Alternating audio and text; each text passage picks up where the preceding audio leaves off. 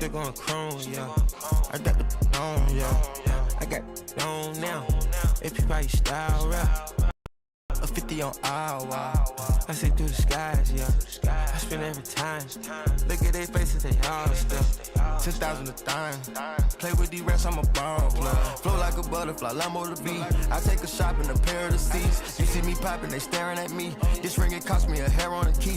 I told my dentist to carrot my teeth. We racking the Bottega V. This Margiela 2003. Push started, you know I ain't least. Forget, I'm cool on her, on the catch. She do what I said, she gon' fetch. I'm in this shit without regrets. Jimmy and my coupe ISS. I drill when I walk, I'm possessed. This rose look good on my flesh. These Rolls Royce back to back, yes. I'm floating on this shit like a jet ski. Come on, can't test me. In Florence, Dubai next week. She chocolate, she like Nestle. Got broccoli, pockets is healthy. Binoculars and they Balenci. What the lit read? I'm trying to make 200 M, please. 100, walk around with 10 to D. VS Stone, sit back, stroll. Pull up Rolls truck. I'm rocking the Rolls one. The platinum stones. I might have stones, yeah. It's still going chrome, yeah. I got the on, yeah. I got it on now. If you buy your style, rap. A 50 on hour. I say through the skies, yeah. I spend every time. Look at their faces, they all stuff. 10,000 a time. Play with these rats, I'm a ball player. Push on my team, I could never be a trader. Like Raiders, we ball, never thought they'd rate us. I'm going about to drop them in label, but putting this label, I ain't asking for favors. Drop me on smash the spades. Ain't no bait, I done had some tangles.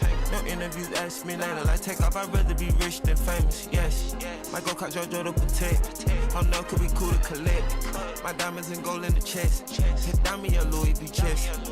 Put it on, I can go down me a R&B Virgil, he gave me the credit. 10 years from now, look back on the shit and I promise I'm doing my best. Let go, NCS iconic. Let's go, let's count out this money. Good loaf, the bread and the butter. The toast, now ain't that ironic. I'm digging it up, and throwing it. She hate when I go, she hook on like funny. I float, I'm smoking on this chronic. Eat diamonds, hit when it's sunny. VS Stone, sit back, stroll. Pull up Rolls truck. I'm rocking the Rolls one. The platinum stones. I might have stones, yeah. It's still going chrome, yeah. I got the on, yeah. I got it on now. Today, we're going to unpack the weekend, talk CBB and NBA winners, and we're going to cash another squad ride. This is Behind the Lines. I mean, Chucky Hepburn had Boopie Miller in jail. It was tough to watch. Maybe the worst game I've ever seen. Boopie Miller missing layups left and right. Couldn't cover a parked car. You got Chucky Hepburn jacking up threes. Didn't have a chance because for some reason, I don't know why, but in hockey, a 2-goal lead is actually like losing. It might be worse than losing. You might as well be losing because a 2-goal lead is never safe. This feels like a game where Ohio State can make this weirdly close, but it's a game where you look at it and you're like, okay, Purdue should dominate at home, and you turn it on because it's a tied game with 3 minutes left and Ohio State's fighting. I think this is going to be a close game when really on paper it shouldn't be at all. And then I see this quote from the coach, his starting center, Tomislav. He literally said, deathly ill. The kid's sitting on your fucking bench. What are you talking about? He's deathly ill. He looks fine to me. And if he is that sick, why is he sitting next to the rest of your team? Are the neurons in your brain not functioning? What's going on up there in Illinois?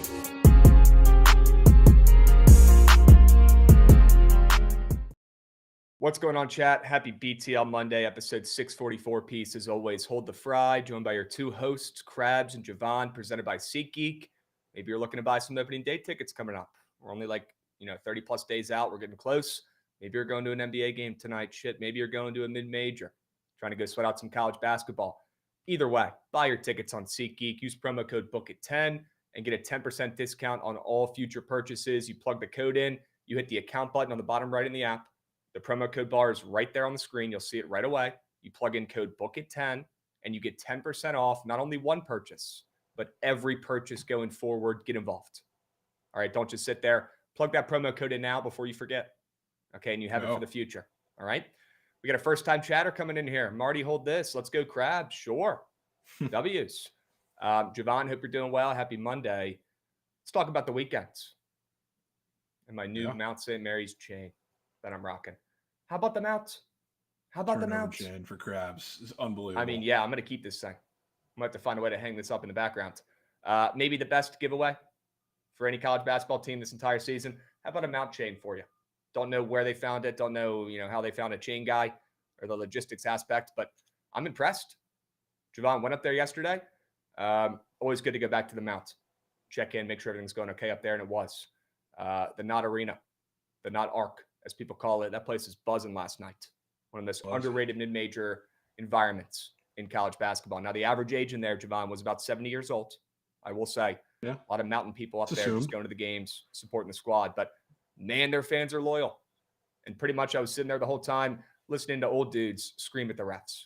It was incredible. It was a great 40 minutes of basketball, a great 2-hour event. And to give out these chains on the way in, I mean, you couldn't ask for anything else. I'm going to keep this forever. Keep saying, right? Shout out to Mount for getting it done. Shout out Terrell R. Jr., like Snacks is saying in the chat. Unbelievable. Unbelievable performance from Terrell Art. After the game, there's a group of 10 kids trying to get his autograph on the court like he's LeBron James. Deservingly so. He's becoming a star right in front of our eyes. He's great. Chat, I'm going to do Surge Stream today. A quick one, like an hour after BTL today. We got Rab and Trent going boots on ground, courtside, I believe, at the OKC game tonight. So I'll sack up and I'll run Surge for a little bit after. Okay? The amount to get those plays ready. Aura farming courtside is going to be insane. Trent was already doing it the first time he went by himself, or not by himself, but without Rav, and now with Rav there, they are going to be AJ Dillon farming. I mean, I remember selfies last time of Trent taking selfies with dudes on the bench for OKC, like he was on the team, right? Here's the question: is he going in full uni tonight? Right? Because if he kind of soft if he doesn't. If he doesn't, I'll tell you right now, I like the T-Wolves' chances. Like the only chance OKC has to win both games here. We got to take the T-Wolves. We got to take the T-Wolves anyway, man. It has to be done. Come on. We'll talk more about that game in a little bit. All right, for now, why don't we, I got one more thing to talk about before we get into the recaps. Jovan, you were getting involved on the golf course this weekend. People are talking, right? And we got a subby coming in from Props and Chops, W Props and Chops. Oi, W sub bang. We appreciate you, man. Happy Monday. Krabs, how come you bluffed yesterday, King? What does that mean, Snacks? What does that mean? Yeah, I lost my train of thought there. Anyways, golf. Jovan, you were sweating out a future in that tournament, the worst golf tournament of the year. Hilarious. That's when you got involved. And it almost paid out. So you want to talk a little bit about his play yesterday and how it panned out? Yeah. Unbelievable. I only bet horrendous golf tournaments and the Masters. That's the only things I get involved in. And I just picked out Aldrich from the start just with no reason whatsoever. I would be so much more mad if the first bet I didn't punch in with him was top 10. So I still got some coin. But holy shit. That was one of – I mean, I don't watch golf or bet on golf that much, but I can only assume from everybody else having the same reaction that I've never seen a ball come back in from the trees in the second round of the playoff.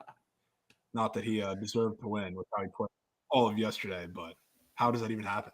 Well, I will say it happens. It's just not necessarily in that type of spot. Yeah, I guess I'm more meant in a moment like that. Yes. Happens a lot more when me and my buddies are going out on the course, Jovan, and we're drinking a couple beers and we're shooting, triple digits. Yep. That's typically when you see balls shanked into the woods and popping out to the fairway. I'm usually good for one of those around. Yeah, sometimes you get pros, lucky. right? Come on, dude. And I can't even imagine Jovan just sitting there on the couch, chilling on a Sunday. He's got golf on the TV, relaxing. Next thing you know, this dude shanks one. Maybe he even sits up in his seat to get a better view. Next thing you know, this ball is skyrocketing into the woods. Jovan's thinking, he's about to cash this plus 6,000 future on a kid that I didn't even know was on the tour. Okay. And the ball just skyrockets right into the fairway immediately. You can't make it up. That is a bad beat. Jovan, I know you're not the biggest golf bettor, but it really doesn't get much worse than that. I'll be honest with you. Yeah, Jesus. Well, I mean, also, there's no reason he should have lost or at least tied that hole after that shot. Yeah. Because Campbell still had 300 yards to the hole. So he had to lay up, and then he just hit a dot into first, third shot for birdies, but still. Well, Jovan, we might have to run it back this weekend. Goots, we got a golf tournament this weekend? Yeah, well, what's the leisure this weekend? We do, and it's moose shit as well. It's a Cognizant Classic, and Aldrich withdrew from it. Which Dude, no way we don't get to nuke him again. Yeah. Well, this is a moose tournament. I will be there. Yeah. Kyle B had under half a tree hit on the 18th. No, Oh, GGA. And I would see it. have hedged like lightning if I also didn't have him top 10. That was like my hedge because I knew I was getting paid out that plus 700. Sure. I mean, that's just incredible. Can't make that shit up, Jovan. Yeah. Might have to run it back this weekend in a tournament that I've never even heard of. It might be even worse than last weekend. Okay. Sure. Curious to hear what rando you pull out of a fucking hat this time. Yeah, Right. I mean, he's probably not making the cut. even though Aldrich didn't win, that's like I don't make many of those bets that make it that far, just because I'm picking names out of a hat. Sure. Snacks, bro, I apologize. I thought we talked last week in chat, and you said you weren't able to go on Sunday. That's on me if that wasn't the case. I apologize. Snacks, were you in the building yesterday, bro? You probably saw my big ass in there. You can always come up and say what's up. I apologize if, because I didn't reach out, you didn't come up and say what's up. That's on me. I thought you weren't coming on Sunday, my man. All right, either way, let's have a fucking day today. I do have a sty under my left eye. So if you guys noticed, one of my eyes is barely open. It's because of that. So powering through today was questionable for streams today, but we're going to go ahead and play through it. We're going to play through it, Javon. W injury report. Pretty much only see out of one eye, and I look like a freak, but that's okay. We'll move and groove. All right, why don't we look at the recaps from Friday and see how we did. Solid day. Nothing to write home about for me on the straight bets. We'll talk about that in a moment, but or the overall card on the sharp report. But UPenn coming through, Javon. That's all that fucking matters.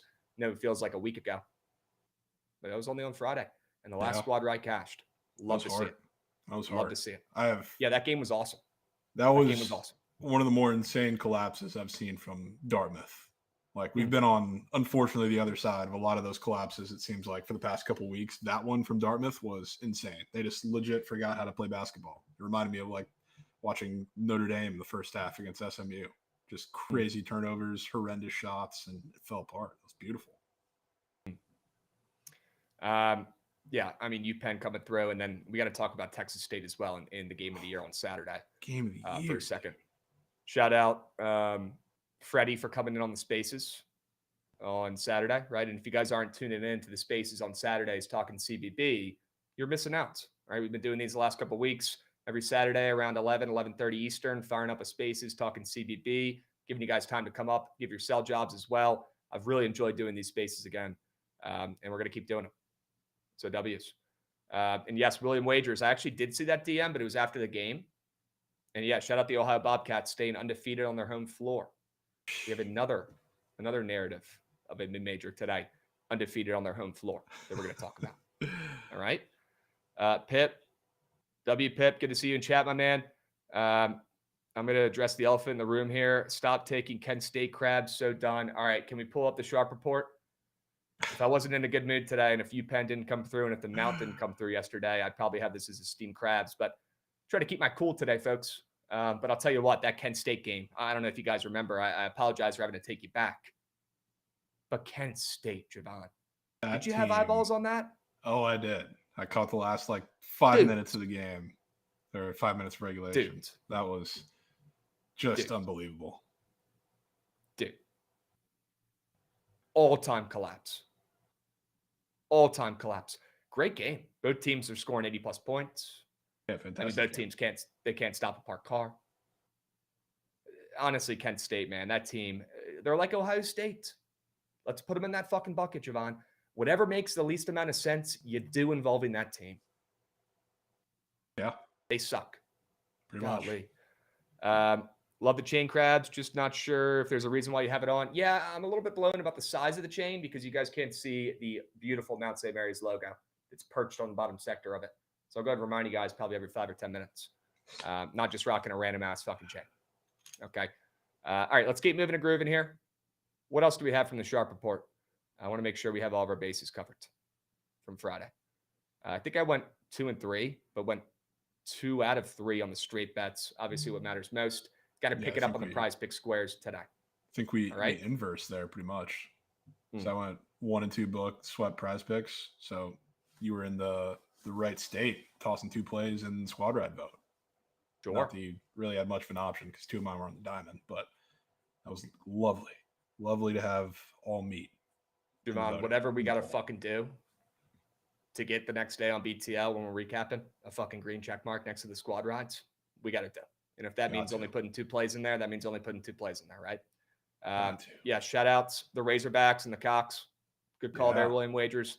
It's beautiful. Had a thought there really was no good way day. we were getting both. We got both. Had a really good day on Saturday. Really good day on Saturday in CBB. Let's hope that stays up. All right, let's hope that continues. Yes, I know LMNG. I know people were chirping me in the spaces last night. What else is new? What else is new? Literally wasn't even in there. And it was a dude who I've had blocked who is just, I'm living rent-free in his brain. No way somebody was throwing crab strays in that spaces. Yeah, someone said, look at him, look at his face and his beard. You think he knows how to do math, was his argument. So, yeah, I mean, I graduated from Virginia Tech. I was, taught my class in high school. I could do some math, right? Maybe I got to break the calculator out. And we got to start crunching some numbers because that matters, right? And that results in winning bets. Doing math. Unbelievable. Give me a break. All right. Let's keep moving and grooving. Guys, the reason why they're mad and they hate me is because I'm sharp and I hit bets and I like to take nasty bets, but I don't do all the math and the plus EV bullshit like they all do. So they hate to see other people winning, taking shortcuts, or doing something a different way, right? There's 100 different ways to skin a cat, okay? There's not just one right way to do this shit. As long as you're having a good time, staying responsible, and making a couple units, that's all that matters. People are just haters when you don't do it their way. So we're going to keep moving and grooving and chugging along. If people are talking, all that means is that you're doing something right, okay? We got Ace4 OG coming in, resubbing as well, and Trent Super Goats. 2 subbies coming in. 2 subbies coming in. And yeah, Pega, I built a chair on stream live. If I can't do that, tell me I can't do math. Come on. I don't know. That might be your biggest flaw, Krabs. Chair building prowess. Yeah. I still get shit from that from my girlfriend. Couldn't build her fucking chair. Rightfully so. God. All right, let's move and groove. Enough recapping, enough talking about the past. Let's talk about today. Let's hop in. Let's dive in. Let's talk about some winners on the slate for tonight. And I'll go ahead and get right to it here, folks. Seeing people in chat are all hip. W Mikey this morning on TMA, getting the day started. W stream. And if you guys missed that, you can always go back and rewatch on the YouTube. You guys know Mikey is a member of the tribe at this point. He's been cashing left and right, betting on William and Mary all season. He's been sharp with it. I can't deny it. I can't counter it. William and Mary undefeated at home so far this season. W Mike for pointing it out preseason and riding the wave and cashing. With that being said, I simply cannot resist fading the tribe in this spot. It's not personal. It's just business. I can't stay off UNC Wilmington here. This is the perfect storm of fading the tribe, backing a team who is an ATS wagon, not only just this year or the past couple of years. Since I remember college basketball, this UNC Wilmington team has been stealing coins positively, like coming through, winning, covering when they shouldn't. This team is him. They're unbelievable. They're coming off of 2 losses in this game. William and Mary comes in off of 3 straight dubs. And again, like I said before, Jovan, William and Mary undefeated so far this season at home, 12-0. Is that going to continue? I'm willing to pay to find out.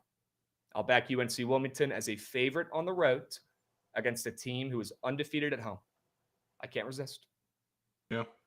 Figured we were going to be here at some point, Krabs. Yeah. Whether it was, I don't know, last week I think there was one opportunity, and then now you're finally getting them as dogs. Have to do it. Has to be done. Give me UNC Wilmington. I mean, if William and Mary's winning this game, they would be favorites at home. They haven't lost yet this season. All right. Let's swing it around to Jovan's plays, see what he's crafting up on the slate for today. A lot of CBB, a lot of NBA. Start out with some CBB and the Knowles. Sure. Back to them after they treated us well somehow, some way on Saturday. Looked like that game was going to get out of hand for a little bit, but they got back, lost by 8, covered for us. But they get to face an interesting North Carolina team right now where it's a must-win game for them. It's been must-win games for weeks for them, but they've started to kind of look better as of recent. And I think I attribute a lot of that to them switching the lineup, putting Drake Powell in it. They're a little bigger now, so size isn't nearly as much of an issue, you'd think, off the way that they're playing, but they've played some very small teams. It's kind of like what we talked about like with Duke, I guess kind of bad example because they went and they destroyed Illinois, but the rest of the ACC is simply not good. And the rest of the ACC also is very, very small to kind of compare with North Carolina, especially the teams like the Virginias of the world that UNC's just played, and a couple of the teams that looked really good against. NC State, another one that they absolutely blew out since they made the lineup switch. So FSU is a bigger team. Again, I say this every single time they play. They're a football team. They have a lot of size, a lot of athleticism. Malik Ewan is an absolute beast on the inside. They have a lot of guards, a lot of size. Jameer Watkins is one of them as well. I think they're going to give UNC a lot of problems. And it's kind of a give and go with UNC because the answer to this game is like, go play in transition a little bit faster because that's where FSU is most vulnerable. They want to get you out in transition. They want to get to the free throw line. That's how you hurt the Noles. But if you do that while you have your big lineup on the floor, that doesn't really help. So you got to make one, you got to give something one way or the other. And I think that's a disaster for North Carolina. And again, you got to shoot your way out of FSU defensively to do anything against them. I don't trust UNC to do that consistently enough to win. So after the last sharp spot that FSU was in at home, short spread against a bigger team, they got absolutely blasted. I think it was 2 weekends ago by Clemson. I think they're getting this one.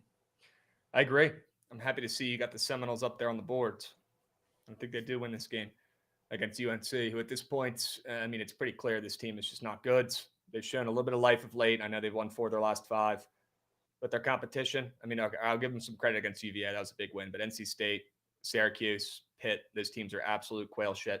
Florida State coming off a loss where they fought hard against Louisville. This UNC team simply cannot score at the level Louisville can.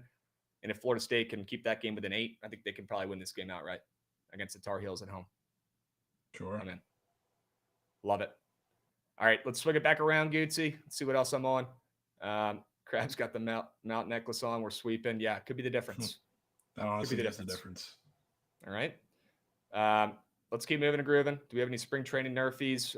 Not today from me, but let me know in chat if you guys have anything you like. Not loving the board on the nerfies today. But what I am loving is Nebraska. Plus 1.5 here at home against Michigan. I know the Huskers get crazy respect at home. I get it, right? But I simply can't resist back in Nebraska at home and fading Michigan, who blew it against Michigan State. I don't love necessarily fading Michigan coming off that bad loss, but that wasn't really Michigan playing bad, although they didn't play good. So that was more Sparty hitting all of their threes at the end of that game. I mean, that was just an incredible closeout of that game for Michigan State on the road. To go in there and win that game outright and dominate towards the end was crazy. I think that could shake this Michigan team a little bit, who, if you guys haven't picked up on it, early on this season, they were covering at a pretty good clip. They were winning games. Recently, they're winning, but they're not covering. They have only covered 1 game in their last 5, and that was against Ohio State, so not even going to count that.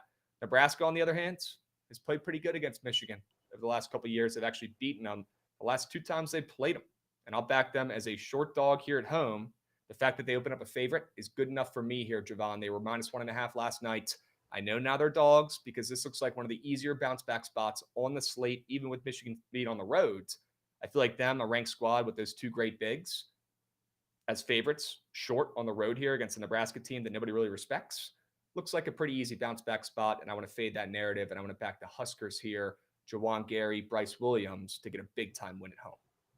Yeah, I would agree. And it also, well, we're talking about FSU being in the same vein too. Remember last week, I think they were maybe the same day, but the midweek games, they had Nebraska in a very similar spot, like as Michigan was in. They're facing kind of the short underdog against Penn State and got their shit blown out. And then Michigan was the short favorite on the other side of the coin against Ohio State, I believe, or maybe Ohio State ended up favored. I don't even know how that game ended, but they lost, or the one. Ohio State lost, just in classic Ohio State fashion. So Michigan and Nebraska were on very opposite sides of the same exact type game last time we saw it. All right. Well, let's hope they fucking come through again here. The fact that they open up favorites, good enough for me, Jovan, for the Huskers there at home. Yeah, they're dogs now. They should be dogs. It's a ranked Michigan team. They should be dogs. All right. Yeah. Let's see what else you're cooking up over there, Jovan. Wow. Game of the year, Krabs. Game of the year. You forgot to put the word worst in the beginning of that sentence.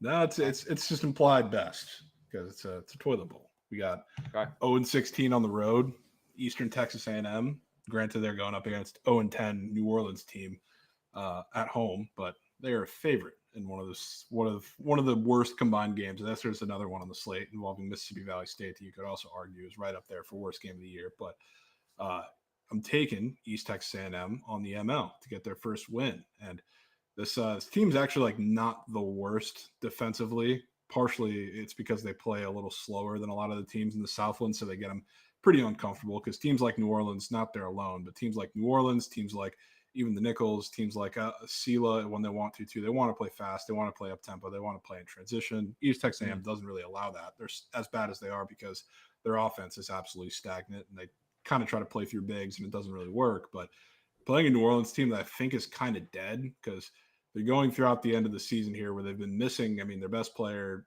hasn't played in a month. Their second leading scorer also hasn't played in a month in the same time. So, like, sure, they could spawn off the injury report and randomly play on senior day tonight, but this is like such a young team at this point that with a lot of freshmen. I think they're starting 3 or 4 freshmen or sophomores in this lineup with really no true like go-to scorer.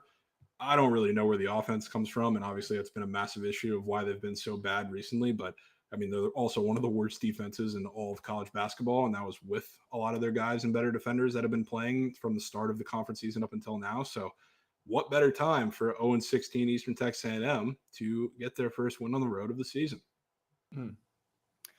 You know, I'm certainly intrigued seeing them now as a favorite in this spot on the roads. And you said this is senior night for New Orleans? Senior night, but they have one senior who's a bench player and averages like 3 points a game. The other, like, their best player is a senior, but he hasn't played since like January 20th or something. It's like he's been hurt for a while. We'd never know, like, injury-wise, whether guys are coming back in the Southland because you barely know in actual conferences. So if he spawns for the first time in a month, I will tip the cap, but I'm going to guess he's still not playing. Well, I'm down to back a team that's equally as moose shit as New Orleans. I'm looking at the standings right now in the Southland. Jovan, New Orleans has 2 wins in this conference. Good on them. East Texas A&M does have a win. They do have 1. So we'll see if they can pull off their second, but they are in the basement of this conference. Seeing them as a favorite on the road on senior night for New Orleans. Not like that matters tonight, but it's good enough for me to get involved. Certainly. Yeah, and it's for what it's worth, one of those 2 wins for New Orleans was against East Texas A&M in Commerce. Okay. Where, I mean, leading scorer, Jamon Vincent's like the second guy. He's also a senior. He dropped 28 points. So he's one of the 2 guys that hasn't been playing for a month. Ooh. Okay. All right. Krabs, I need an update if the jersey baseball hat has been ordered. Also, Trent liked my tweet, and I haven't won a bet since that. Okay, well, I can't really help you on that second part. The first part, I did see that hat. I sent it to Jovan. I can't rock those fitted hats. They don't fit good on my head. But Jovan can. And you guys have no idea what we're talking about. But really cool minor league hat that has like a piece of bacon and an egg on it. Like a brunch-style hat. It was pretty cool. Need a collab. Need a collab between that team and the Biscuits. Sure. I got a Biscuits hat. I love that team, bro. The Montgomery Biscuits. Goats. Great minor league squad. Great program. All right. Let's keep moving to grooving. W road favorite now. Back in East Texas A&M. Right? Used to be Commerce. Now it's East Texas A&M. So if you guys see that on the books, don't be confused. Jovan, great. We get to come back to the 76ers. I'm really excited for that one. Let's let that one marinate for a sec and swing it around. Cannot wait to unpack that one. I'm hoping you're on my side with this one, Jovan, and I thought that maybe there's a chance you'd have this too. Texas Tech, excuse me. You're one of your favorite squads, right? A team that you circled preseason that you liked. A team that at home is a dog today against Houston. Now they probably should be dogs with how good Houston's played. I don't know, over the last like month and a half. To be honest with you, this team is. I don't even know if I can say sneakily anymore. It's just I feel like people are they're not sneaky anymore, which kind of sucks because I love them, but they're going to be so trendy come tournament time. Probably, right? Everyone's going to be taking the easy take of back in Houston's defense, back in Coach Sampson, and they do have some scorers this year. They got LJ Cryer, but I think they dropped a game today. I thought you were talking about Texas Tech. Disregard. Oh no. Listening. You're good. Texas Tech though at home here in this spot. This is a big one. And they have lost 2 of their last 5 games. They've only covered 2 of their last 5 as well. They destroyed WB. They played great defense in that game. Now, I'm not taking too much into that game because I know WB's a little bit dead. So they don't have to rise, so their season's kind of chalked. But Texas Tech here, +1.5 against Houston. I think this is a scheduled loss for Houston in the spots. They've been on absolute fire of late, but if there's one team that can outshoot them here, it's Texas Tech. And I was very impressed by their defense, not only in that last game, but in these last couple games. They held the Frogs. I know they lost that game, but it's because they couldn't score. Their offense didn't show up. They held them to less than 70 points in a game where TCU looked really good. They held OK State. Again, not a great team, but to 55 points in that contest. This Texas Tech defense finally showing up this season could be a good spot to take them. Back top in a coat to get a big-time win here at home. Fading Houston as a short favorite on the roads. I think this is a scheduled L. It's been a while, and I want to back Texas Tech here at home. One of the best home court advantages in the sport. That comes through tonight. They get a big-time win. And I got to say, you know what this kind of reminds me of, Krabs? Sorry to bring it up. But Gonzaga.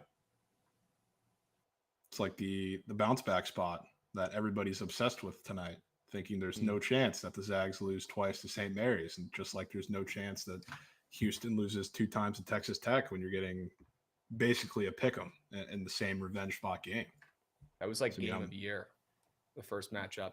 That was fantastic. That was like the first game where everybody kind of finally woke up and said Texas Tech is actually really good. They're this talented team that everybody started finally giving respect to after that win. That was one of the best wins in college basketball all season. So, yeah, I'm 100% with you. I think it looks extremely easy. And I will say the one thing from the first game, as good as Texas Tech did play, I was a little surprised, really from both sides, at how well the offenses played in both those games, because there are 2 no-middle teams that got into the paint relatively easily for most of the game. They shot well, too, on both sides for the most part, until they had their cold stretches, too. But it was a higher scoring game than expected, a lot better shooting, and now you have Texas Tech, who may or may not be missing 1 or 2 of their better shooters from the outside in this game, and you're only getting just about a pick 'em to fade that.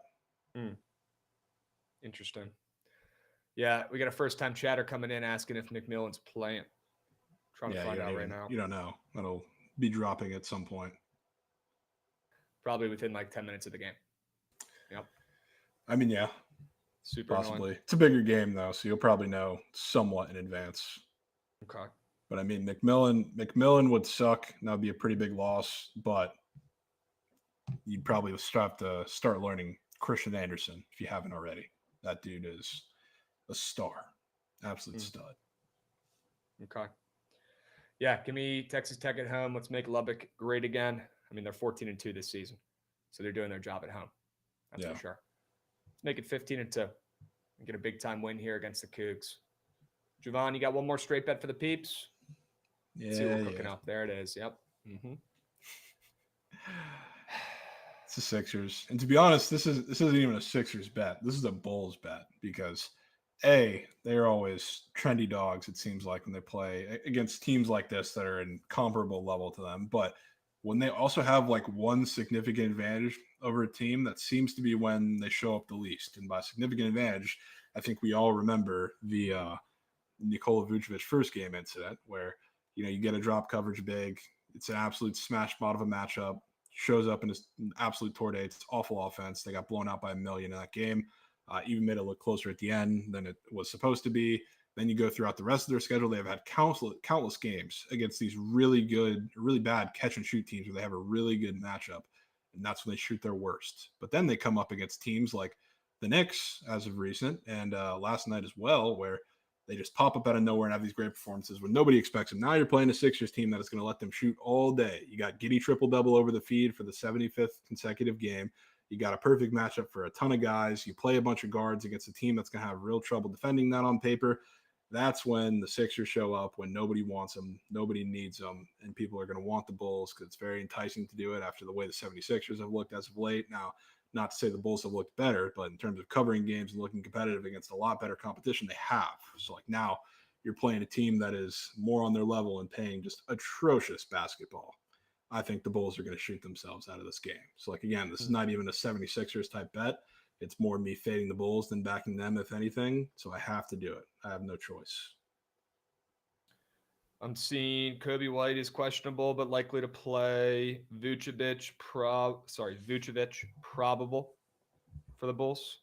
And I'm seeing Maxey and Embiid are a little bit more questionable in this one, which definitely Kinda concerns already- me. But I've already assumed that one of them is going to sit out. okay, I've already if one tipped of the cap them- to that. if one of them, two of them sit out, and the spread stays where it is, or relatively similar, with the 76ers as favorites, pretty fucking weird still, even with them being at home and the Bulls being terrible. I mean, this team does not deserve any sort of line respect. So I'd say if any of those guys are out, Jovan, I'm with you, the more I'd honestly like this play. Yeah. Weird. Coming out of the break, you get two teams. I mean, they didn't win, but the Bulls covered as big dogs against the Knicks. Then they went and they just covered and almost won against the Suns. Same deal. And now you get a Sixers team that may or may not be without Embiid, without Maxey, without somebody. Even if not, just a Sixers team that's been playing horrendous ball, has not covered a game since the Vietnam War. This is the perfect time for them to show out. Embiid and the 76ers are consulting doctors and considering alternative options for his injured knee. Yeah. Now, again, Jovan, I'm no doctor, but it sounds to me like we might not be seeing Embiid tonight. We might not be seeing Embiid next week. Yeah. We might not be seeing Embiid the rest of the season. Is kind of what that He's sounds like. He's a CMC candidate. Yep. All right. Well, maybe they could send him over to Germany and actually fix it. Yeah. Right. Do some sketchy We've surgery. learned that may not work. Yeah. All right. Sure. Let's keep moving to grooving. WAO Gons. Just get the surgery now. I agree, man. Just get it done. Doing this half-assed, only playing half the season. He's only 75% in these games. It's not working. It's not working. If that's not clear by now, I don't know what is. Ask Jacob deGrom. He's been, I mean, we talked about that with baseball. He's been dodging Tommy John for 10 years now, and he's been in and out of games hurt. And he finally said, it's time to get the surgery. So Just we'll fucking see. get it, dude. Just get it and get it over with. Yep. All right. Let's keep moving to grooving. The 76ers minus 4.5. Unbelievable. Unbelievable. But I like it. I do. And I like it more when Embiid gets confirmed out and they sit at minus 4.5. Okay. Yeah. All right. Let's keep moving to grooving. I want to talk about some prize pick squares here, Jovan. All right. I guess we got a quick question here from our goat. Yeah, that one. I didn't love the board today, so I had to get a little cheeky. Billy the Kid's a bit off topic. Would you take Ellie number 6 in your fantasy draft, or is that too early? Billy might need a little bit more context. Yeah. That's it's not too early, man. That's like the perfect spot for him. Right. I wouldn't say that's too high. Dudes is absolutely dialed into fantasy baseball. So to be honest with you, if you should ask anybody about that, it's probably Gucci. Yeah. Dude's fucking locked into his dynasty league. He's already been asking us questions. I mean, some people might tell you that's too high, but I mean, the potential is very much there. And I think I would take him top 8. Dude, no way we got Danny Jansen Nukenheimer's going off early. I'm sure. Dude, Rays just won the World Series. Unbelievable. Hold on, I gotta block this dude in chat who's blaming all his problems on us real quick. Well, Kish, not over Gunner, but after Gunner is fine. Good question. Okay. I got you, Krabs. I see the guy. No, I got him. We're good. No, All right. Let's talk about some prize pick squares here, folks. Bryce Williams, a little bit more of an actual basketball brain play here. Like the over in this game. Like Nebraska, obviously, we already talked about that. I'll be on them tonight. I want to back their star, Bryce Williams. Tonight, he averages 19.5 points per game, or slightly under that number. Tonight, he's up there on prize picks for 20.5. Always like seeing discrepancies there because typically in CBB, they're putting those numbers up at the season averages. But at this point of the season, we can take advantage of that. And I'm going to back Bryce Williams tonight because, in my opinion, love Nebraska, one of my favorite plays today on the slate. They don't win this game unless Bryce Williams drops 20-plus points. I think it has to be closer to 25, if I'm being completely honest here. Michigan, what is their strength? They got 2 great bigs down low, but their guard play is shoddy at best. I think Bryce Williams has a chance to shine, drop a 25-30 burk in this spot tonight. I'm taking Bryce Williams more than 20.5 in a game where I'm seeing points. That total's moving up as well. In a game where I think he carries Nebraska and the Huskers to a big-time win. Give me Bryce Williams. Let's go.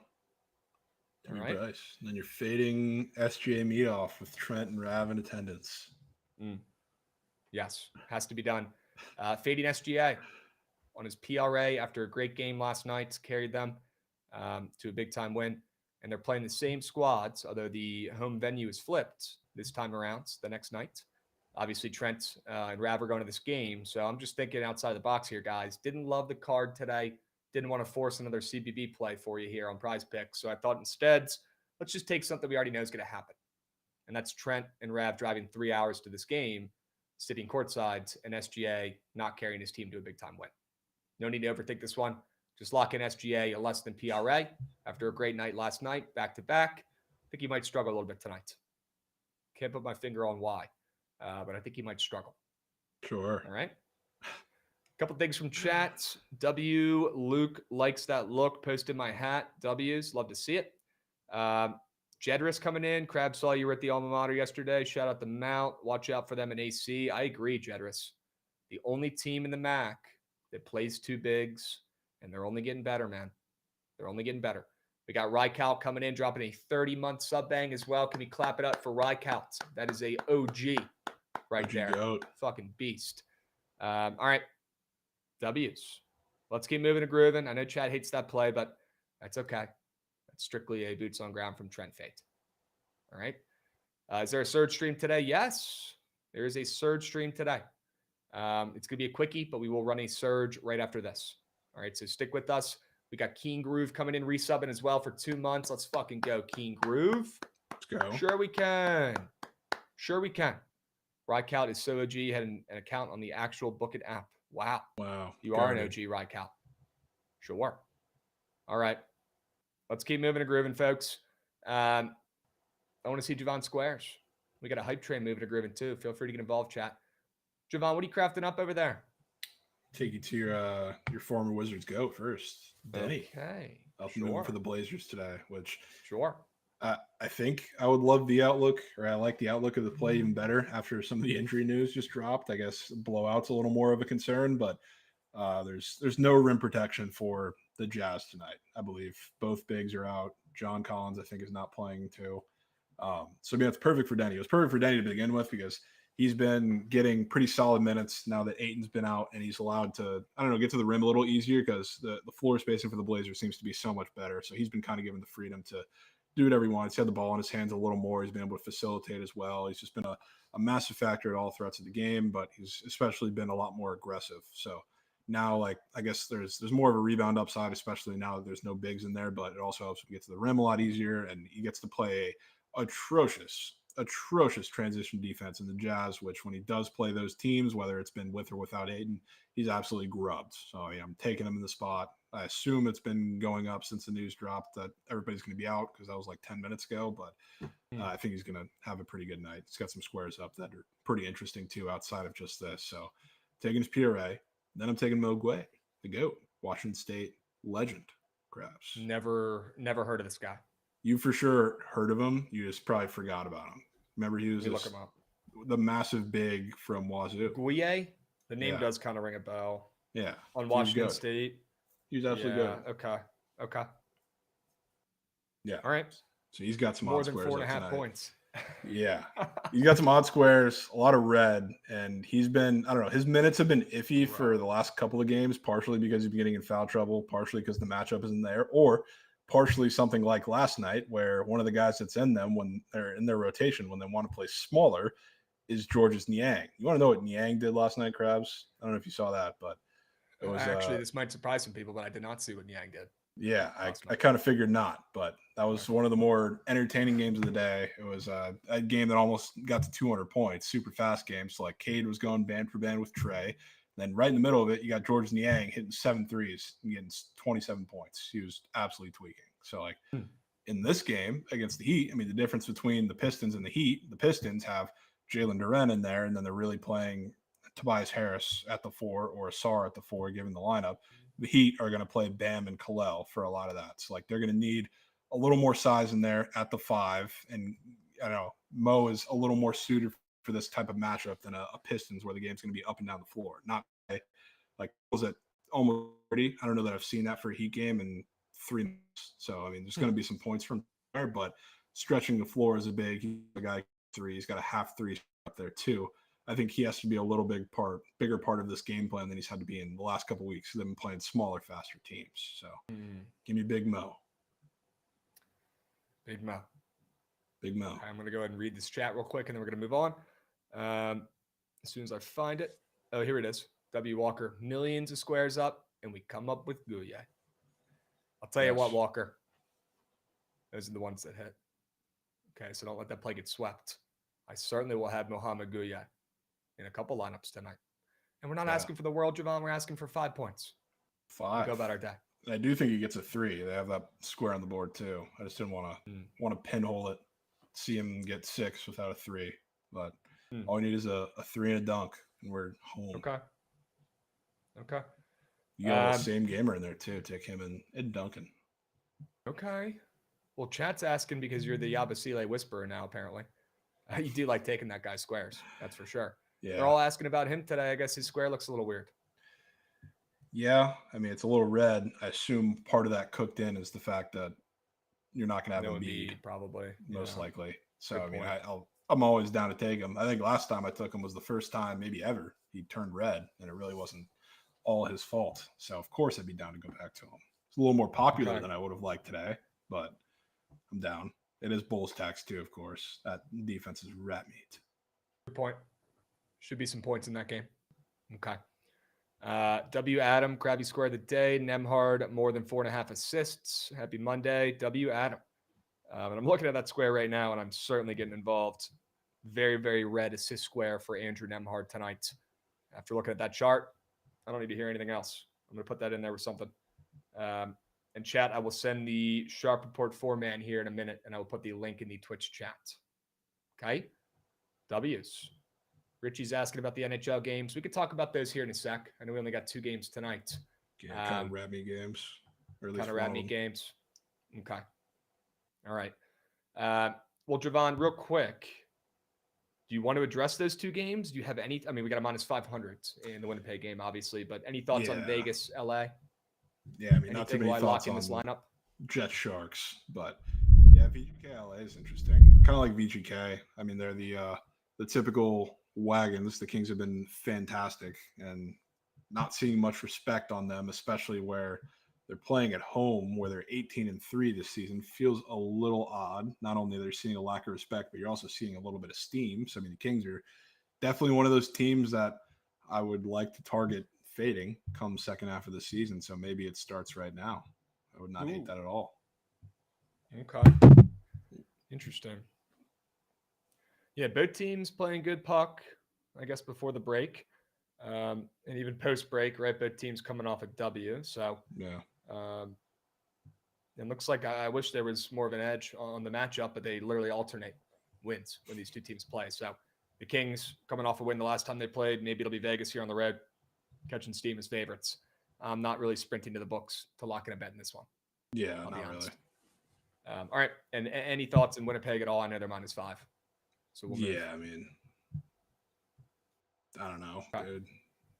Maybe the Sharks keep it close, but I wouldn't be paying to find out. Sharks plus 2.5 and minus 120. That's insane, dude. That's not worth at least, I don't know, a half U or something. I don't know, but like, I mean, it could be, I guess. I feel like you're better off putting like lunch money on the ML. Yeah, because they probably either pull off a crazy miracle upset or they get absolutely spanked. Yeah. I feel like that plus 2.5 and minus money is literally just the book sitting there laughing at you, thinking we're gonna get this kid to eat juice on a plus 400 play. You know, I guess one of the interesting things you could play, I guess, for this game, I have wanted to target a lot of these guys that have come back from 4 nations and like didn't do anything. And not that it's coming from nowhere, because I think the first game back, I think he had double-digit SOGs. I'm trying to look to double confirm that, but Kyle Connor was debatably the worst player on the ice for the U.S. for that entire 4 nations. You can argue a couple different guys, but he was ghost. So he came back and had 10 SOGs against the Blues, didn't score a goal himself. Now you're playing the Sharks. I could only assume when you get a matchup like that, he's going to be ripping again and looking to score himself actually this time instead of just the apple he got. So, I mean, I can see that. We got a question from Flatwoods fella coming in. Really dumb question. When somebody pitches a play and it's bad, how do you not laugh at them? Love the Saturday show. Flatwoods, as much as I'd love to, or maybe do on the interior, you got to be respectful to people coming up, right? So that's how you discuss good business. It's the difference. The difference between some of us and some of the plus EV bozos out there. You got to recognize, even though you don't like to play a lot of the time, we'll laugh and point if it's Trent or somebody. But if it's anybody else, there's a million different ways to skin a cat. You just got to tip your cap sometimes. Don't all think the same. Yeah. Royce Bonds is hitting nukes in the big 2-5. Good to see that. Yeah, great to see that. He has a legacy season. If he could stay healthy, he'd be unbelievable. He'd be, up there for most home runs per season. But the guy's got glass bones. Maybe the big 2-5 is Royce Lewis's year. Who knows? All right, let's get this hockey off the screen. Only 2 games, and they're kind of moose shit. Jovan, I want your thoughts on a couple of these other college basketball games. Okay? Sure. And again, chat, if you guys want to know what we're on for today, it is scrolling across the bottom ticker. If you want to know our straight bets, our prize pick squares that we're on, they're scrolling across the bottom. Okay? If you missed the beginning of the show, you can go back and rewatch, or you can just check out our plays on the bottom sector there. All right? Let's take a peep at some of these other games we didn't get to yet, Jovan. Any thoughts on Lipscomb and Austin Peay? I'm done with Lipscomb, man. Don't get too excited now. I'm done with Lipscomb. I can't stand that team. Really can't. Because they've been on a roll, minus the one time I took them against Eastern Kentucky. Other times, or every other game, they pretty much look like the Warriors. So we'll let them do them. Looking right now, looks like Lipscomb is 13-1 all time, and they've won 7 straight games in a row against Austin Peay. Sure. Austin Peay is playing good ball right now, to be honest with you. They just covered and won outright against Queens on the roads.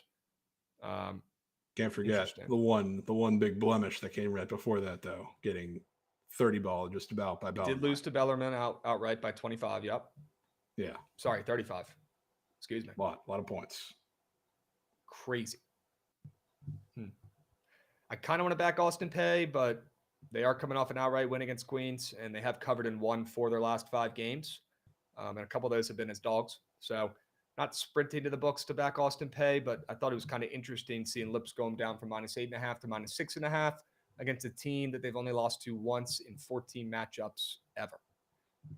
And Lipscomb, obviously 20-9, a little bit of a better brand, bigger name in the mid-majors than Austin Peay, who I'd say is like right below them. That's a team that's made the tournament before, but typically isn't as competitive as Lipscomb is. I put them right below. I think that's kind of weird seeing Austin Peay catch some steam. I'm certainly intrigued by it. Also, their coach is in full military uniform, which is fucking awesome, and I respect. The guy's literally in full Army fit on the sidelines for Austin Peay, and maybe that's the difference. Very disciplined squad over there. I like them plus 6.5. Catching steam, they look sharp. I don't know if I'll get there, but interesting looking line. Okay. I like Monmouth today as well. Probably not going to play this one because them and Northeastern are both extremely inconsistent, but I like points in this game, and I like Monmouth to get a big-time win outright at home, barely plus chicken. Sure. Okay. UNC, Florida State, you are on the Seminoles. W's there. Look at Bellarmine, Jovan. They're now favorites against Stetson today, who has just completely fallen apart after a couple wins early on this season. Now we're seeing Bellarmine as favorites on the roads. I'm not falling for it, chat.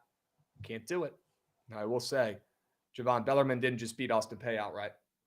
Okay, their work was not done. They went on this weekend and they beat Eastern Kentucky outright as plus 8 dogs. So that happened.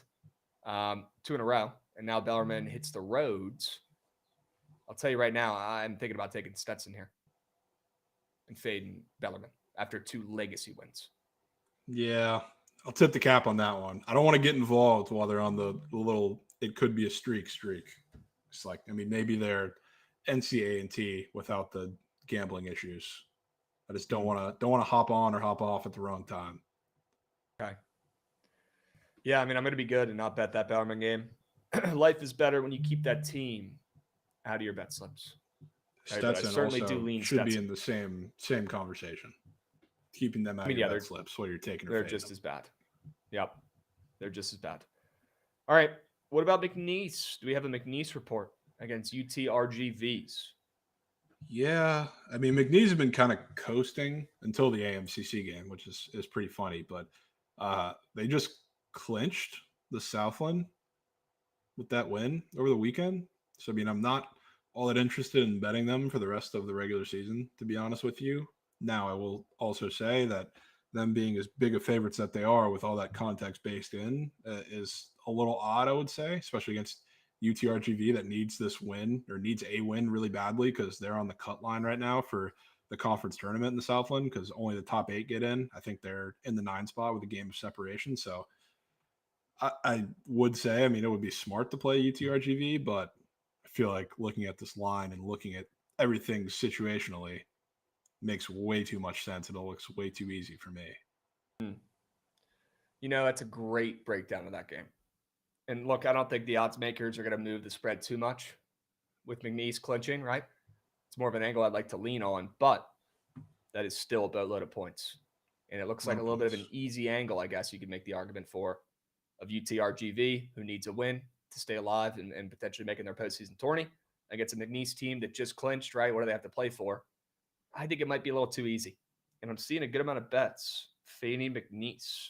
Yeah, 40% I mean, of before the Corpus Christi game this weekend, I mean, they were on a pretty brutal ATS streak. They're winning every game, just not by, convincing margin. Yeah, they're not covering, and they don't look as sharp. They don't look as sharp as they did early on. I agree. And I think a lot of it is them like quite literally taking the foot off the gas. Like I've watched them a couple times, and like their whole thing is like ball pressure on defense. They'll even come up and like full court press you, half court trap you a lot. They're not doing that anymore, and they're kind of letting teams just shoot and decide their fate, which could be good, could be bad because UTRGV, they shoot a million threes. They're literally like the Alabama of the Southland, just not as good, obviously, but like they will live and die by the three. So if they shoot well, they could win this game. If they don't shoot well, they could lose by 30 again like they did the first time. It's a very high variance game when it comes to them.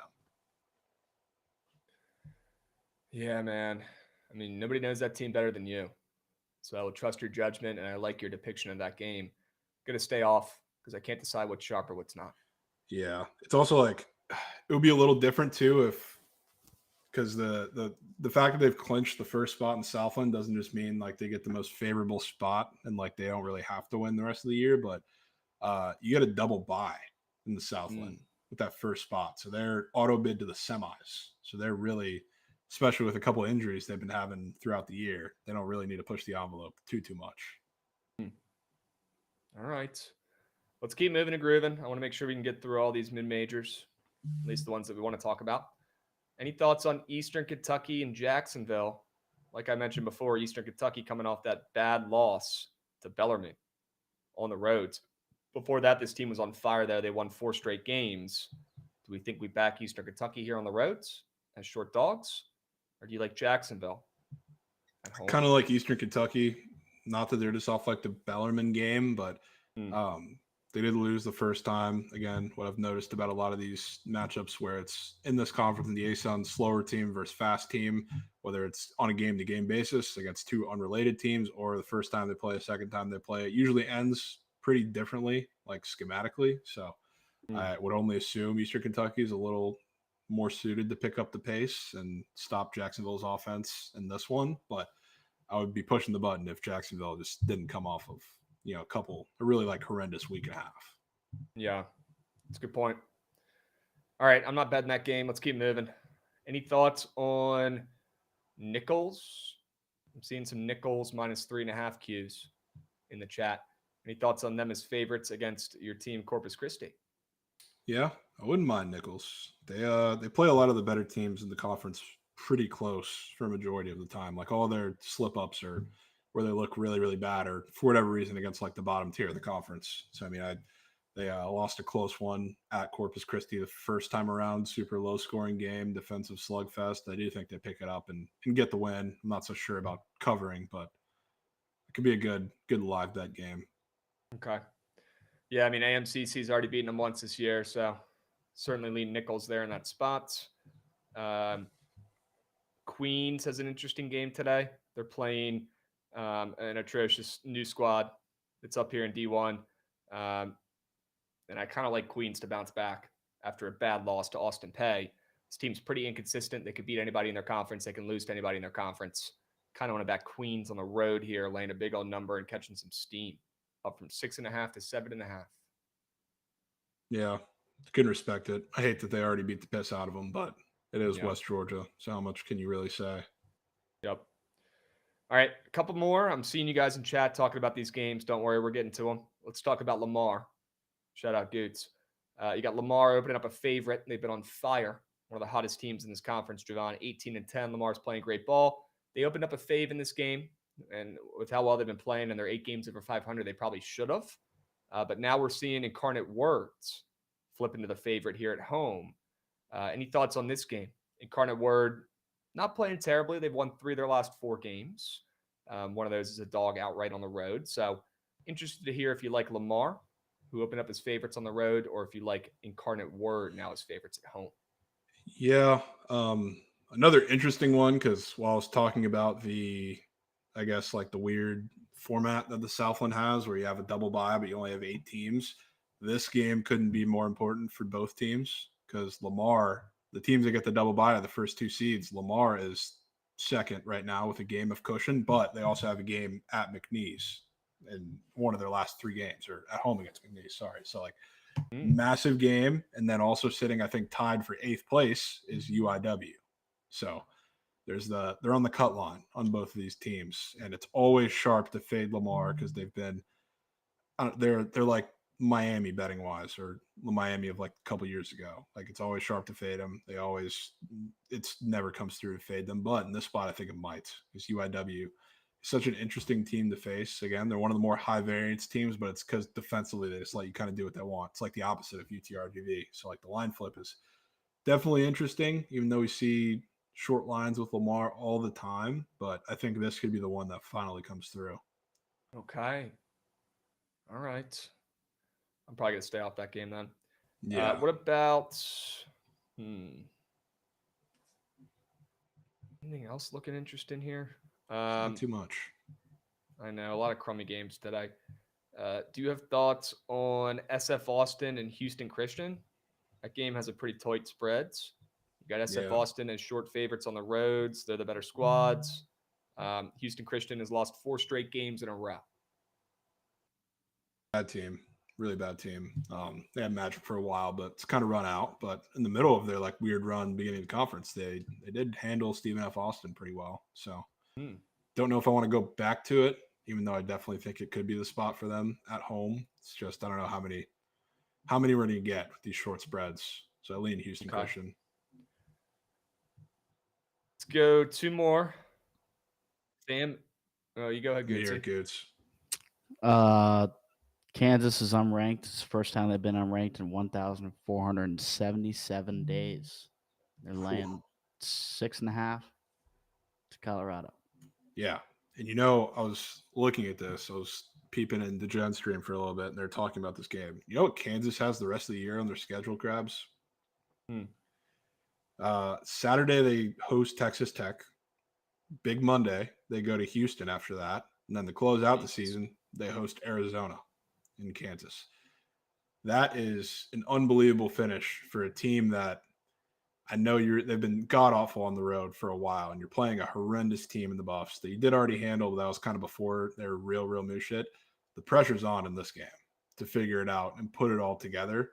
This is probably the one spot where I really don't want to fade Bill Self, because I think coming off of their first good performance in a while, they're going back on the road where they've been god-awful for weeks now, especially against like the shittier teams that they should have taken care of. Last time they were out here in elevation, and they got thrashed by BYU, but I don't know. This looks way too enticing to take the Buffs. I think this is just a Bill Self put it on them game before we see what they really are in the next 3 games. Okay. You won't catch me with a ticket on Kansas, but I do lean that way. And I agree with your take. And Goots, I think that's a great point to bring up. Kansas has not been not ranked since almost 4 years. That's fucking nuts. That's a crazy run. And respect to Bill Self, who does not get enough respect for shit like that because everybody's tired of greatness. But Colorado, let's not forget that I was on the Buffs when they played Kansas only a couple days ago. or like a week and a half, 2 weeks ago. And Colorado had a legacy cover late in that game for no reason. They were just making all their threes. We got lucky, and they ended up covering, keeping it within the number there. I think it's Kansas this time around on the roads, and I like backing that, motivation factor of, well, the Jayhawks aren't ranked, and I'm sure Bill Self will have something to say about that before the game, getting those boys fired up. They got to get it done. And it does not hurt that Colorado is atrocious, and Kansas does have a top 10 3-point defense. They held Hammond to like 4 points in that first matchup as well. So I wouldn't be surprised if he struggles, and he's really their only scoring option out of their guard. So I think it's Kansas. I think it makes basketball sense, and it makes narrative sense as well. Remember how long ago that Kansas TCU game was, Krabs? Yeah, what was that, like a month and a half ago? It was January 22nd. That was the last road game Kansas won. Wow. Over a month. Yeah. Over literally. A month. That was a fresh 2 days off of Ohio State becoming national champions. Damn. That was the last time they won a road game. That's nuts. Yeah, that feels like forever ago, folks. Over a month. Jesus. I think they get it done today on the roads. I will not be betting it to find out, but I do lean the Jayhawks. Okay. One more. Actually, two more, because I'm seeing another chat about a game, but let's start with FAMU and AMU. This might be the worst game of the day, or at least the second worst game of the day after the New Orleans game you brought up. Might even be third, Krabs, which is the craziest part. Still got Miss Valley State and Prairie View lurking. You're right. And that's the next game we're going to talk about here to close out CBB. FAMU has been a covering machine this season, Jovan. I don't know if you know this or not, but I think they're the best team ATS in the country, or at least they're top 10, 18-5 against the spread this season. Florida A&M, absolute fucking wagon against the spread, cashing left and right. And they almost just beat Alabama State outright in that last game on the roads. And they covered them. Like I said, they've been on a crazy covering streak. You look at what AMU's been doing, right? Alabama A&M. And this team has been stinking it up. They've lost 3 of their last 5. They have not covered in 4 of their last 5 games. And they're coming off of a loss to Bethune-Cookman. Jesus, bless their hearts. Now, FAMU has already beaten this team a couple weeks ago. I don't know if you guys are getting to what I'm getting at here, but kind of want to back AMU in this game at home, plus 1.5 against a FAMU team that's already spanked them up this season, the best team ATS this season in college basketball. A team that's on a crazy streak right now. We got to fade them and back AMU at home. Barely dogs. 100%. They beat them by 16 in that first game. And in that game, they shot 14 of 28 from 3, 50% team for a team that does not shoot very well. And now the line's even shorter. Granted, I mean, they're on the road, but they're 2.5-point favorites at home the first time. And now no adjustment after the legacy run that they've been on really ever since then, and beating the hell out of Alabama A&M first time around. Yeah, literally Limu Emu, Richie. Can't make it up. This is the first time I think I've gone on Twitter and seen the name Florida A&M multiple times, maybe ever. Okay. Which is hilarious, but shout out to them. I love the Rattlers, just period. They're goated. They are goated. All right, there was one more game that we wanted to bring up here, Jovan. Mississippi Valley State getting 17.5 points, dude. They're getting almost 20 points. It's not like they're playing the fucking, Lakers right now. They're playing Prairie View, who has 4 wins. They only have 1 more win than Mississippi Valley State this season. But we're seeing a spread of 17.5. I'll tell you what, Mississippi Valley State was one of those teams involved in the gambling scandal. I really don't recommend betting in those games unless, you have a really good edge, like we've been kind of leaning into with, not a line blank on the name, but NCAA, like on Saturday when they came through once again. Crazy. Goated. Mississippi Valley State, Jovan, they have not been really, turning it up after that news came out. This team is actually that bad, dude. They dropped 38 points in their last game against Texas Southern. Like, this team is actually the worst team in college basketball. Yeah. Records aside, if you just watch them, I hate to say it because they have the greatest broadcasters and they have a hilarious Twitter account. Dude, they're awesome. You see that, by the way, while we're talking about it? Apparently the Twitter account has not been them this whole time. I didn't even know that. What do you mean it hasn't been them? It's like it's separate people running it. It's not the official school. I thought this whole time it was people that were on like the actual school account and they just said, do what you want. It's been a parody account the whole time. They got in trouble for it. No fucking way. That's not their real account. Yeah. They got them in trouble for it. I guess they like reported it. Somebody did. So like the school reached out, like they got the account taken down briefly, and now they have to like very clearly put like parody at the top of their name and the bio and like every tweet. Well, that's dumb. Yeah. That's really stupid. The actual broadcasters though are 100% real and fantastic. Yeah, they're awesome. Yeah. I agree. And for them to show that much heart with the dog shit team, it makes me respect them even more. Jovan, these guys did play last month. Prairie View beat them by 9 at Mississippi Valley State. What are your thoughts on this game? I mean, I feel like Prairie View laying that crazy big number is definitely looking at me funny. But then you also look at Mississippi Valley State, and they just put up 38 points in their last game and lost by 40. So I don't know. I don't know what to take in this game. I don't even know what's sharp. Yeah, I don't even know if there is a sharp when it comes to Miss Valley State. I just kind of like anytime I just need a little play, I just add fading them to the bet slip, and it's worked out great. So I mean, did that from non-conference till now, but the last one that I remember like off the top of my head, that was like a similar one. I don't think they were as bad as Prairie View, but Alcorn was like the same number against them, and I was like, maybe I'll split that in some slip because their Alcorn State was minus 17.5 or whatever it was, and they won by like 48. So it's like, I don't know if there's ever a sharp when it comes to Miss Valley State. So especially after the Twitter debacle, spite fade. Okay. All right. Maybe it's Prairie View then. All right. Any other college basketball takes, angles, squares, plays, anything before we move on to the NBA real quick? I don't think there's too much there we haven't talked about. I think we're through. Agreed. All right, chat, let's take a peep at the NBA here for the last couple minutes, and then we're going to get to the squad right here very shortly. Wizards +3 looks sharp to me. I think I've said that 5 times this season. The Wizards have won and covered every single time. Knock on wood.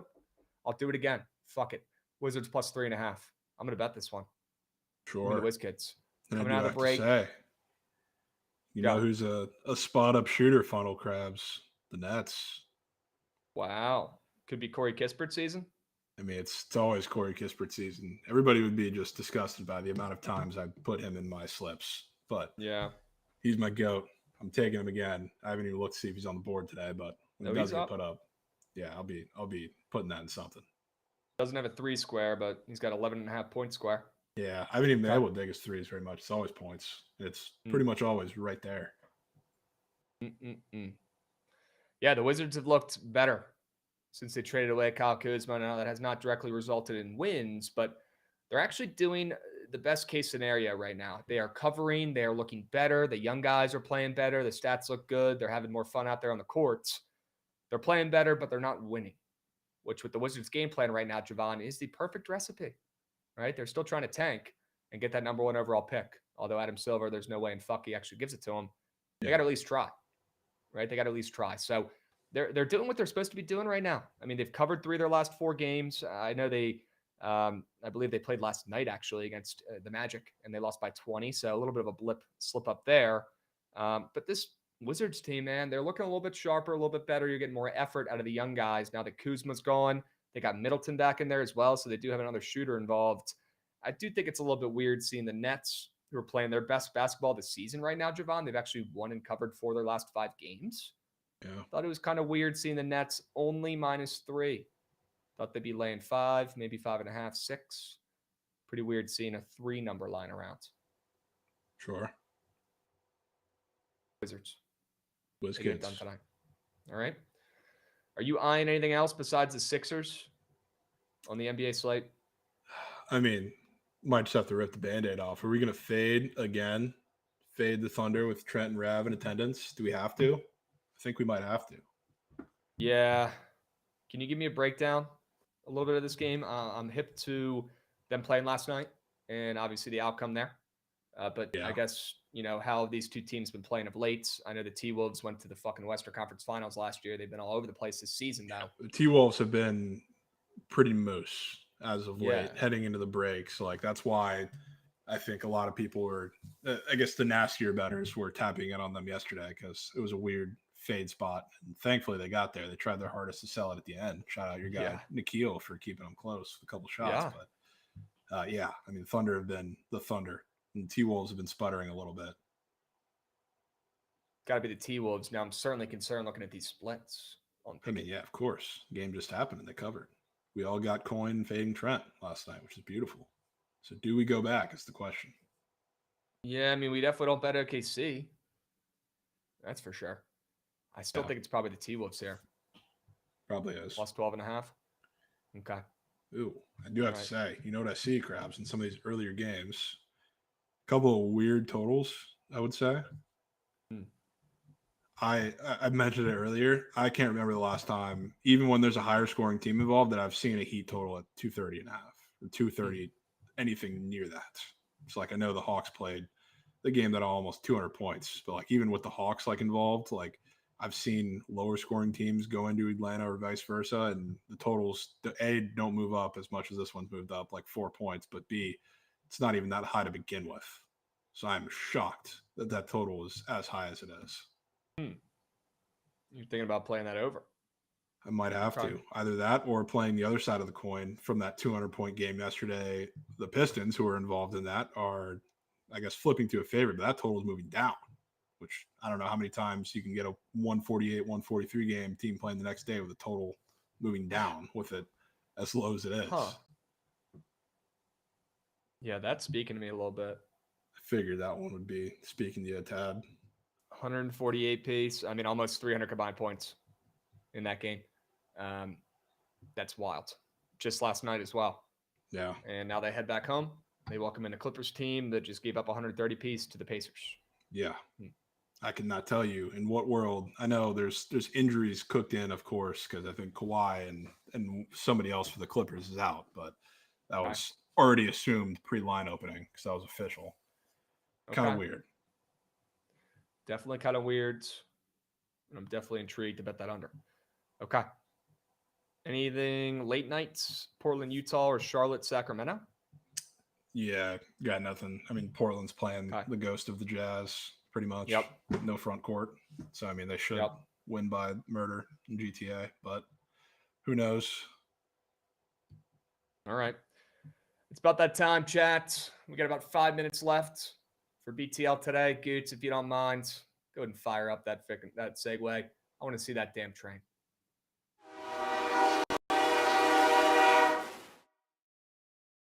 W Penn coming through on Friday night, chat. Can we make it 2 in a row? And also W Subby coming in from Pat Burke 2, talking about the Reds to the moon. Sure. I'm sure Jovan can agree there. They cannot wait for baseball. They got the Reds up and moving against the Dodgers in like an hour. Oh, yeah. Glasnow on the day bump. Game sweats. I might fade. I might take the Reds. Get the first tonsils anti-Dodger go Reds of the year. Despite fading the former Ray. I love it. Yeah. Okay. Jovan, I'm looking at some of these plays that we talked about today.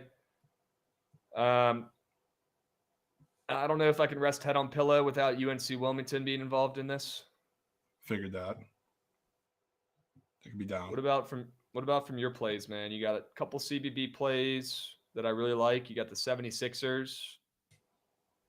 And I'll just leave it at that. I mean, would you hate me if I said the 76ers? I wouldn't hate you, but I'm certainly concerned, especially with how the NBA has been treating us recently, and also how injuries have come out on squad rides and NBA plays we've taken recently, and we've gotten absolutely shafted by some of these late injuries coming out. I mean, what happens if both guys get rolled out and the spread moves back to a pick'em? That kind of be moose. That kind of be moose. And there's a chance that happens. I wouldn't say it's more than 50%. It's less, but there's definitely a chance. There's definitely a chance. I mean, I'd be down and lean on your plays, period, because I do like your plays over there. Can we put Texas Tech in here? I'd be down to put all 3 of your plays in there, to be honest. Okay. I got no problems with it. Yeah. I mean, I probably like Nebraska a little better than Texas Tech just because Nebraska and Michigan were both in the same exact situation in their midweek game last week on opposite sides. And both, I mean, Michigan came out with a win. Obviously, Nebraska lost in brutal fashion. So now they're coming back to it. Could so get down with that. I think it's the last good team Nebraska plays too, so it's their last shot. That's something of It's substance. literally their last chance. It's their Super Bowl tonight. Yes. Yeah. They have to get a Q1 win tonight. And we're fading Vlad Golden narrative too. People forget. You just got engaged. And getting engaged after getting walloped by your rival is just insane. I feel like there has to be some sort of backup plan there where if you get absolutely destroyed and embarrassed by your rival, you maybe push that off to the next home game. Yeah. I mean, like, I don't know. It's not like you don't have one. You got two of them. You got one senior day or you got three of them, dude. Three of them. They have three of them left. That's insane. I don't know. They must have felt pretty confident about their chances before that game. Maybe that had something to do with their performance. Yeah. Okay. Probably did. Probably did. All right. I mean, you want to just run these 3 plays? Yeah. I'm down with that. UNC is up to -3.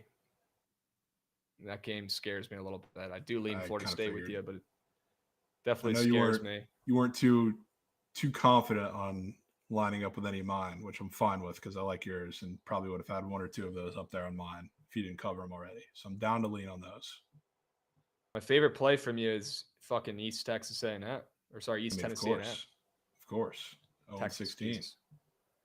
Yeah, you want to put that puppy in here? Make it a 4-piece? See, I'm worried that that's only going to get votes for the memes, which is why I wasn't pushing it. Okay. Because that would be maybe a jazz voting situation. We were just voting on it for the novelty of the play in the game. Okay. We got No Law coming in. Just joined. Any takes on UNC Wilmington? Just trying to see something. And that's going to be in the squad ride vote, my man. Why don't we fire up a 3-piece today, Gates? 3 plays, 3 winners. Well, trust me today. And hope we can go back-to-back after that UPenn W on Friday. Let's go 3 plays, 3 winners. Let's go 2 minutes for the poll. And let's go UNC Wilmington money line. Sorry, Mikey. Again, not personal. It's just business. I have to bet this. I can't rest head on pillow tonight.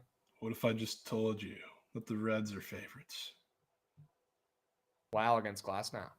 Yeah. Singer's on the but it's Glasnow. I would not want to add it to the squad ride poll, but I would. I wasn't saying add it to the poll. It's spring training, but I would want to tail. What time is that game again? 3 p.m. Eastern? In an hour, yeah. Yeah. Okay. I'll throw half of you on it and sweat it out with you. Reds it's a half of you wager for sure. Yeah. Dude, the White Sox are favorites too? What is this? Dude.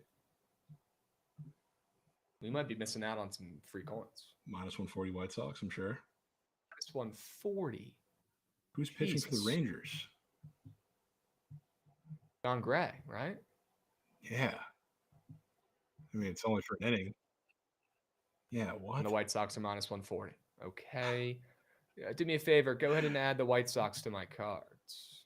It's not even like the Rangers lineup is that bad either. It's not terrible.